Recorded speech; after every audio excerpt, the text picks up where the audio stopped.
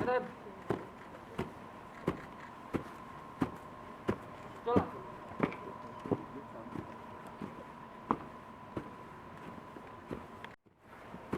Gerak. Di.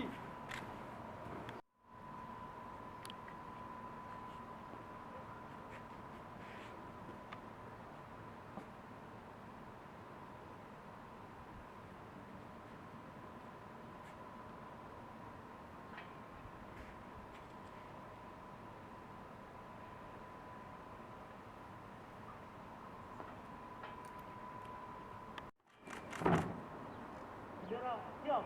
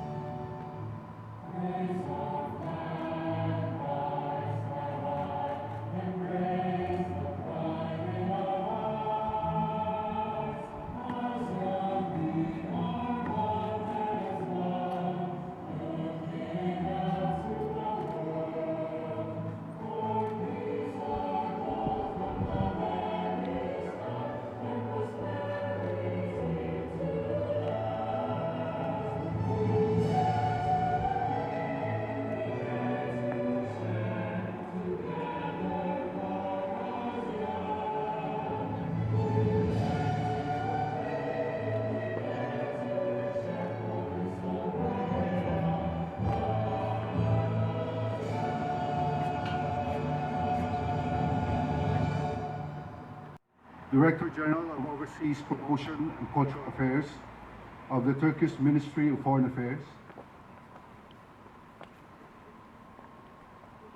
Mr. Niyazi Evren Akyol, Acting Director General of the Southeast Asia and the Pacific,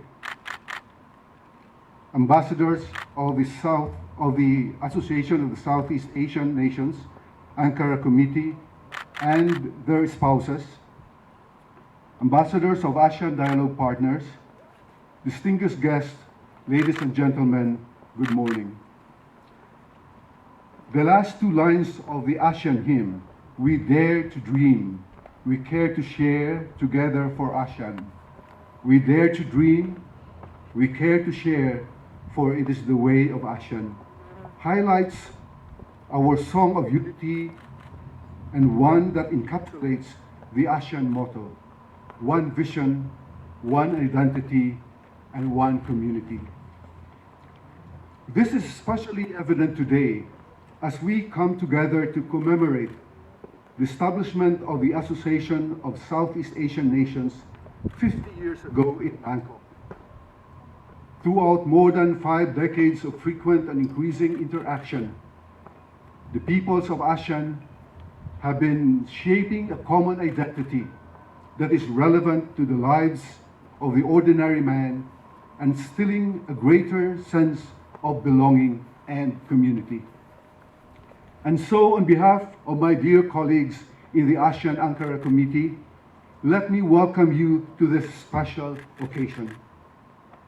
Despite the impacts of COVID-19 pandemic that continues to this day, the ASEAN Ankara Committee continues its tradition to celebrate the day of Asia's founding, which illustrates ASEAN unity and solidarity.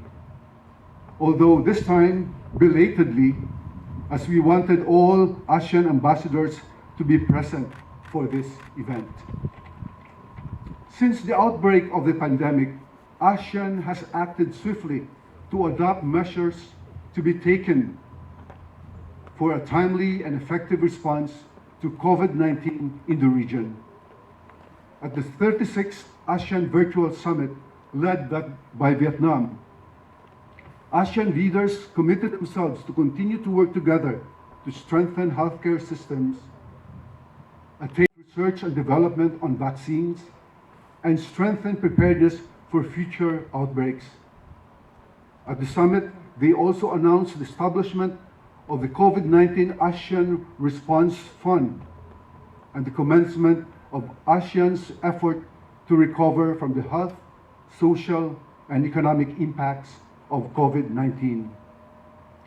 With the strong collaboration of all the member states and the continued support of our partners, ASEAN will overcome this pandemic as we have overcome the many challenges our region has faced throughout its history. 50 years ago, our 5 founding members signed a short, simply worded document composed of just 5 articles.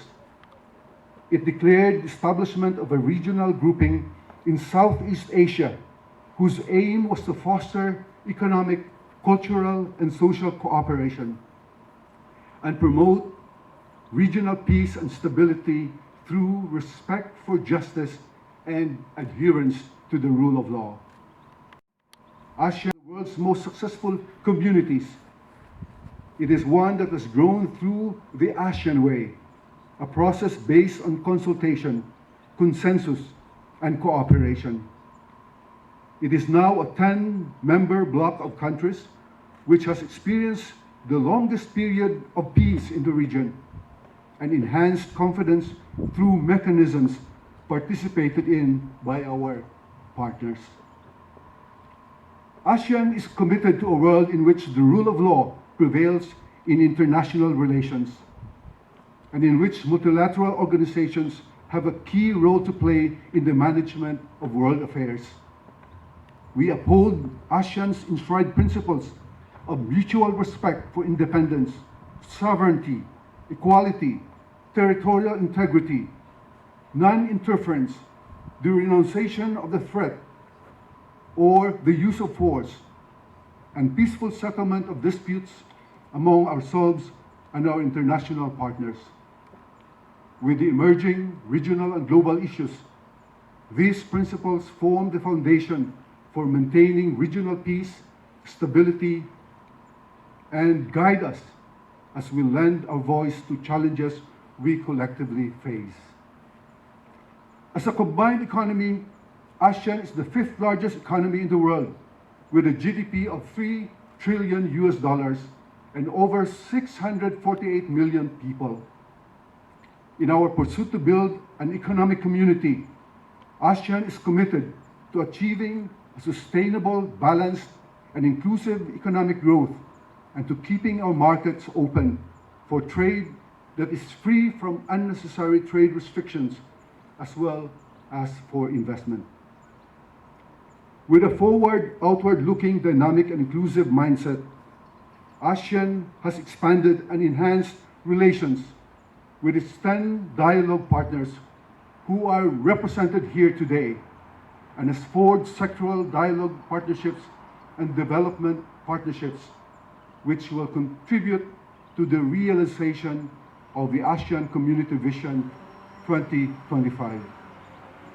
We appreciate the continued support of our external partners to the ASEAN community building and development cooperation efforts, including through increased technical assistance and financial contribution to numerous regional cooperation programs and projects. Today, ladies and gentlemen, we also celebrate the acceptance of the Republic of Turkey as a sectoral dialogue partner during the ASEAN ministerial meeting in Manila 3 years and 20 days ago. Since its acceptance as sectoral dialogue partner, we have seen institutional linkages strengthened and vast opportunities across all dimensions sprung out between our region and Turkey.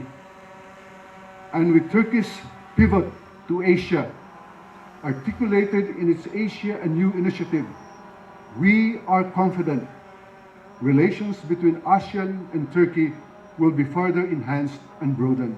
I would like to express our appreciation for Turkey's full support to the ASEAN Ankara Committee and in all of its activities.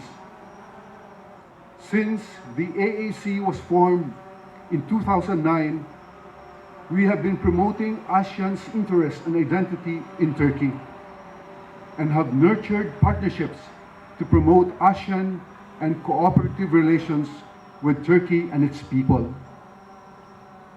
Before I end, I would like to thank the ASEAN ambassadors and their staff for the support they have extended to make this event possible. Special thanks to Ambassador Iqbal of Indonesia for offering his beautiful residence as the venue of this special celebration.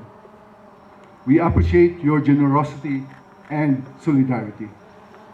Together, we are bringing Asean into the consciousness of Turkish society and look forward to greater engagements in all sectors in the coming days and years. Thank you for believing in Asean and for your presence today. Thank you. Çok teşekkürler ederim. Good morning to you all. It's an honor for me to attend this meaningful ceremony marking the 53rd anniversary of ASEAN's establishment.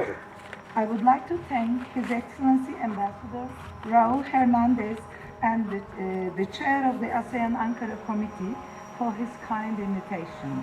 I also thank His Excellency Ambassador Lalu Mohammed Iqbal for hosting the ceremony. This flag, which was raised 53 years ago by 5 visionary statesmen, gives hope and inspiration to the nations of Southeast Asia. Under our humanitarian and enterprising foreign policy, we are actively engaging with all regions of the world. With this global perspective, Ambassador, you were right in your speech, we consider ASEAN as one of the most successful regional integration initiatives in the world. Over half a century, it became a major bloc with its joint population of 640 million and a GDP more than $2.5 trillion. Its achievements and vision to build an ASEAN community by 2025 are admired by international community. By keeping harmony among nations of great diversity in terms of language, religion, and form of government in Southeast Asia, it contributes to global peace and stability. In this regard, we appreciate ASEAN's tradition of finding solutions, bilateral and regional problems through quiet diplomacy.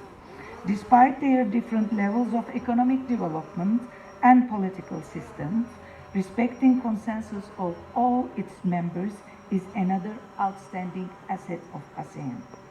Recognizing the central role of this organization, we have been steadily developing our relations with ASEAN, as well as its member countries. This is also an integral part of our Asia Anew approach, which was announced last year under the direction of our President, His Excellency Recep Tayyip Erdogan.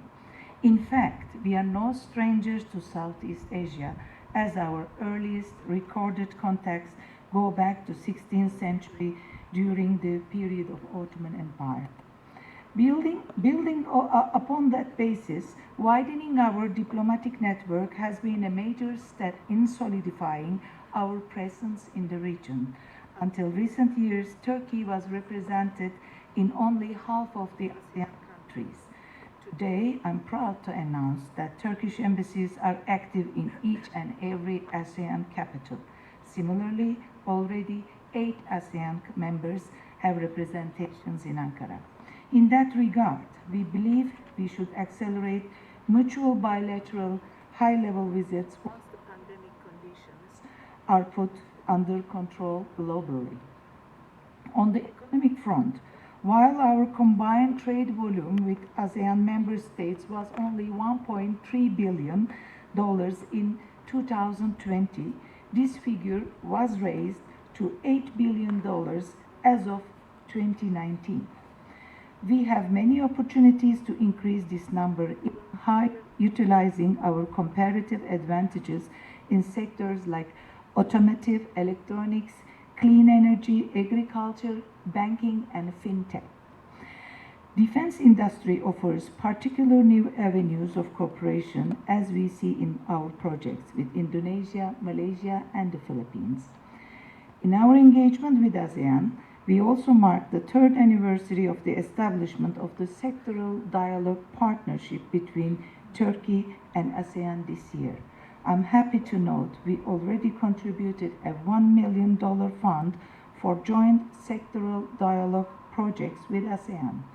Within the scope of this fund, 2 projects are already approved and 5 are under consideration by the ASEAN Secretariat. Taking this opportunity, we invite you to encourage actors from the business world and public sector from your countries to take opportunities offered by our SDP projects. Our Foreign Minister, His Excellency Mevlut Çavuşoğlu, attended the 52nd ASEAN Ministerial Meeting on 30 and 31st July 2019 in Bangkok, and the second ASEAN-Turkey trilateral meeting was held with Minister of Foreign Affairs of Thailand as ASEAN chairman for 2019 and the Secretary General of ASEAN. His Excellency Çavuşoğlu also intends to attend the upcoming 23rd ASEAN Ministerial Meeting in Hanoi once the exact date and format of the meeting is determined. Excellencies, ladies and gentlemen, I would like to underline that we see our engagement with ASEAN in a wider perspective than our SDP. We wish to build upon our friendly relations and positive agenda in all fields. As the Director General of Overseas Promotion and Cultural Affairs at the Ministry of Foreign Affairs, I am glad to indicate that culture, education, and science are among these fields. We have a very good cooperation with ASEAN member countries in UNESCO on different areas. These collaborations enrich our relations and strengthen our friendly bonds. Another area of cooperation is cultural exchange, including university scholarships that we are happy to see increasing. Since the Turkish scholarship program started, nearly 2,000 scholarships have been granted to the students from ASEAN countries. To achieve this, we will work more closely with our colleagues from the embassies of ASEAN member states in Ankara. Your contributions will always be valuable for our ministry. I also believe that as diplomats, you will play a crucial role in bringing our countries closer so that our peoples can become the real drivers of our cooperation. Before I conclude, I would like to remind you all that 2020 marks the 70th anniversary of the establishment of diplomatic relations between Turkey and Indonesia. Last year, we celebrated our 70th anniversary with the Philippines. We are so happy to see that our relationships, both with Indonesia and the Philippines, as well as with the ASEAN members, progressing in every field. Once again, I would like to congratulate you for this ceremony. I hope that our joint efforts will yield a much stronger relationship between Turkey and ASEAN. Thank you very much.